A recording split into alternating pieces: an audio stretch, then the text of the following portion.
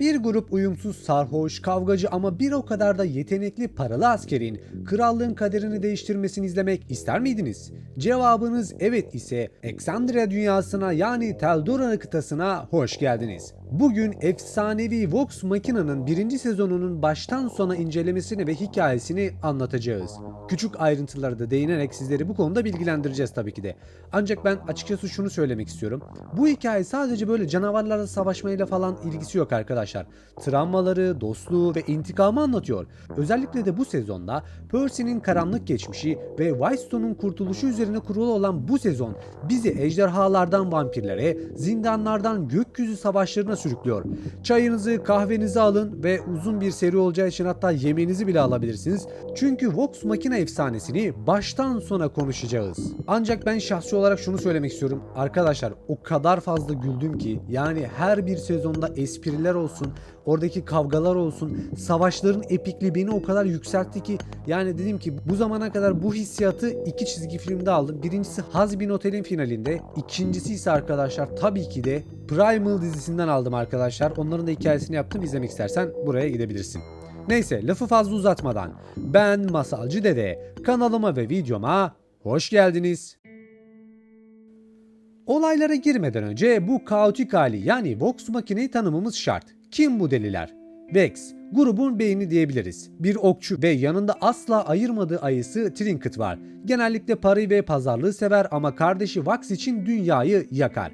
Vex'in ikiz kardeşi, grubun sinsi hırsızı, hançerleriyle ölümcül, duygusal olarak biraz karmaşık ve bu sezonda kaderi kökten değişecek olan kişidir. Grok, vallahi bu benim en sevdiğim karakter. Grubun kas gücü, bir barbar, zekası ise biraz işte. Yani biraz düşük arkadaşlar ama kalbi kocaman, şiddeti seviyor, arkadaşlarını daha çok seviyor. Caled, bir druid, doğanın güçlerini kontrol edebiliyor ama kendi özgüveniyle ciddi sorunları var. Grubun ahlaki pusulası olmaya çalışıyor. Scanlan, grubun ozanı, şarkılarıyla büyü yapıyor. Sürekli flört ediyor ama öyle böyle flört değil arkadaşlar, ben YouTube'da bunu söyleyemem yani. Ve ekibin neşe kaynağı. Ama sakın onu hafife almayın, en kritik anlarda sahne onundur. Pike, bir gnom ve ruhban, grubun iyileştiricisi ve Grog'un en iyi dostu. Kutsal ışığıyla karanlığı delip geçiyor. Bence grubun en güçlülerinden biri bu arada.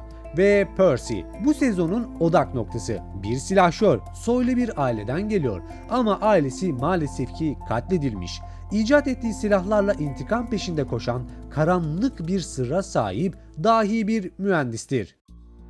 Hikayemiz ekibimizin bir barda başarısız olup 5 parasız kalmasıyla başlıyor. Krallık tehlikede. Köyleri yok eden bir canavar Taldore hükümdarı Egemen Uriel bu canavarı durduracak birilerini arıyor. Vox Machina tamamen paraya ihtiyaçları olduğu için bu işi kabul ediyorlar. Şimdi ilk başta işler tabii ki de hiç iyi gitmiyor. Karşısındaki şeyin sıradan bir canavar değil, şekil değiştiren devasa bir mavi ejderha General Craig olduğunu öğreniyorlar. Evet, krallığın ordusunun başındaki adam aslında bir ejderha. İlk 2 bölüm ekibin birbirine güvenmeyi öğrenmesi ve aslında birazcık da bizim tanımamızla gerçekleşiyor. Bu ejderhayı kendi ininde öldürmesiyle geçmekte. Bu zafer onları diyarın koruyucuları unvanına ve Emon şehrinde bir kale kazandırsa da ama asıl hikaye bu kutlama yemeğinden sonra başlıyor. Bölüm 3 sezonun kırılma noktasıdır. Sarayda verilen bir yemekte Whitestone şehrinden gelen Lord Silas ve Lady Delight içeri giriyor. O an Percy'nin rengi atıyor. Çünkü bu çift yıllar önce Percy'nin tüm ailesini katledip Whitestone'u ele geçiren nalet pislik kişilerdir. Percy'nin içindeki intikam ateşi ve silahındaki o karanlık duman ilk kez burada ortaya çıkıyor. Vax şüphelenen Percy için Briarwood'ların odasına giriyor ve orada vampir olduklarına dair kanıtlar, kitaplar buluyor. Ancak yakalanıyor. Silas bir vampir, Delilah ise güçlü bir büyücü. Sarayın avlusunda büyük bir çatışma çıkıyor. Vox Machina Briarwood'ları kaçırtıyor ama krallık diplomatik kuralları ihlal ettikleri için ekibimizi ev hapsine alıyorlar. Ama Percy durur mu? Asla. Ekip arkadaşlarının intikamını almak için gizlice saraydan kaçıp Whitestone'a doğru yola çıkıyorlar. Bu arada bölümün bence en korkunçu bu sahneydi arkadaşlar. Şu yaratıkların o teker teker insanları avlaması bence fenaydı yani. Bu arada senin en sevdiğin bölüm hangisi ise yorumlara yazmayı unutma.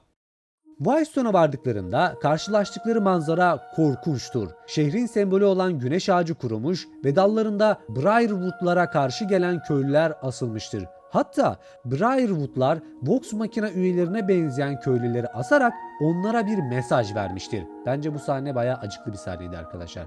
Bu sahnede tabii ki de ekibin motivasyonunu paradan saf adalete dönüştüren andır. Burada direniş lideri Arki ile tanışıyorlar ancak ekip eksik. Pike, içsel bir yolculuk ve güçlerini tazelemek için gruptan ayrılıp bir tapınağa gitmişti. Geri kalanlar Briarwood'ların generallerini tek tek avlamaya başlıyorlar. Özellikle de bu bölümde Percy'nin ne kadar karanlıklaştığını da görmekteyiz. Silahı Pepperbox'ın üzerinde isimler yazılıdır. Öldürdükçe isimler siliniyor. Özellikle de Anders ile olan savaşta Percy kontrolünü kaybediyor.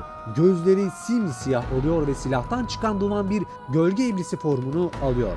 Anlıyoruz ki Percy intikam almak için Orthax adında bir iblisle anlaşma yapmış. Tabii ki de bu isim aslında arkadaşlar bölümlerde geçmiyor ama ben sizlere bilgilendirme amaçlı araştırıp buldum arkadaşlar. Bir de farkındaysanız silahın namlusu 6 adet. Aslında Percy'nin düşmanı 5 kişi arkadaşlar. Ancak 6.'sı ailesini terk ettiği için kendini öldürecek. Bunu da nereden anlıyoruz? Özellikle iblis formunun arka planda 6. namlu kim için diye sorduklarında silahı kafasına dayamasından anlıyoruz arkadaşlar. Bu da bence güzel bir bilgi. Bu sırada Scanlan kendi tarzıyla yani şarkı söyleyerek ve devasa illüzyonlar yaratarak düşman kuvvetlerini oyalamakta. Dizinin en komik ve aslında en epik sahnelerinden biridir. Scanlan tek başına bir malikaneyi ateşe verip ejderha illüzyonuyla askerleri kaçırdığı bence andır. Ekip zombiler tarafından köşeye sıkıştırıldığında gökyüzünden bir ışık yüzmesi iniyor ki bence en efsanevi epik sahne buydu arkadaşlar.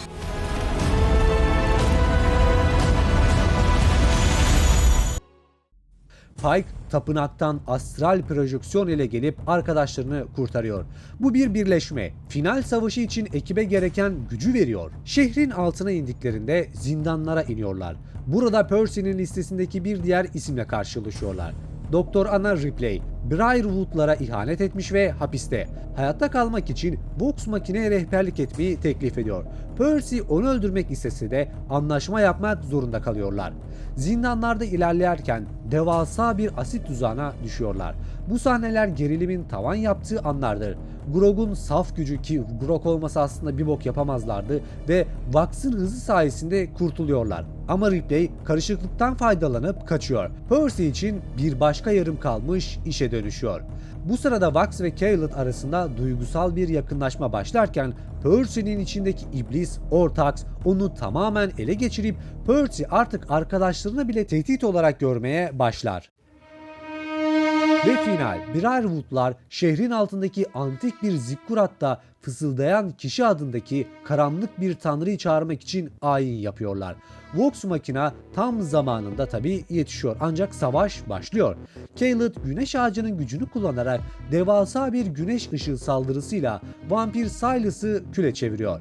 Bu sahne zaten görsel şölenden ibaret arkadaşlar, yani açıp öyle oturup dakikalarca izleyebilirsiniz. Kocasının ölümüyle yıkılan Delail ayini tamamlamaya çalışıyor ama asıl savaş Percy'nin zihninde. İblis Orthax, Percy'nin ruhunu istiyor. Arkadaşlarından gelen destekle Percy silahını kendi eline doğrultuyor ve elini vurarak iblisle olan bağını koparmakta. Delail kaçmaya çalışsa da sonunda maalesef ki yakalıyor. Cassandra ki Percy'nin hayatta kalan kız kardeşi oluyor arkadaşlar, son darbeyi vuruyor. Briarwood'lar öldü ama ayin tam olarak aslında durmadı. Siyah bir küre dönmeye devam ediyor. Caleb bu küreyi mühürlemeye çalışsa da olası bir kıyameti şimdilik önlüyor. Wildstorm kurtuluyor. Percy yönetimi kız kardeşine bırakıp ekiple kalmayı seçiyor. Ancak sorun şu ki aslında o küre ilerleyen sezonlarda çok ciddi tehlikelere yol açacaktır. Vox Machina kahramanlar olarak Emon'a dönüyor. Uriel Krallığı konseyi devredeceğini açıklarken herkes mutlu gibi görünüyor ama durun, dizinin sonunda bizi şok edici bir sürpriz bekliyor. Hani hatırlarsanız ilk bölümde öldürdükleri o mavi ejderha vardı ya, o yalnız değilmiş. Sezon finalinin son saniyelerinde gökyüzü kararıyor ve Renkler Meclisi dediğimiz 4 devasa antik ejderha Emon şehrine saldırıya geçiyor. Sezon ejderhaların şehri yakıp yıkmaya başlamasıyla bitiyor ve bence yani bu sezonun top görsel şöleni bu kısım oluyor arkadaşlar. İşte Vox Machina'nın birinci sezonu böyle bir hız treniydi. Percy'nin intikamı, Grok'un saflığı, Scanna'nın şarkıları derken finalde ağzımız açık kalmıştır. Eğer böyle vahşetleri, hikayeleri, dostluk şeylerini seviyorsunuz arkadaşlar, oturup izlemeniz gereken başyapıtın ta kendisidir arkadaşlar. Peki sizin favori karakteriniz kimdi? Percy'nin yaptığı seçimleri haklı bulur muydunuz ki ben şahsi olarak yani en iyisini yapmış dedim. Keşke hepsini öldürebilseydi. Yorumlarda bu konular hakkında da buluşalım arkadaşlar. Bir sonraki videoda da bu ejderhaların kim olduğunu ve ikinci sezonda bizi nelerin beklediğini konuşacağız. Videoyu beğenmeyi ve kanalıma abone olmayı unutmayın. Daha fazla video için de beklemeyi unutmayın ve kendinize iyi bakın.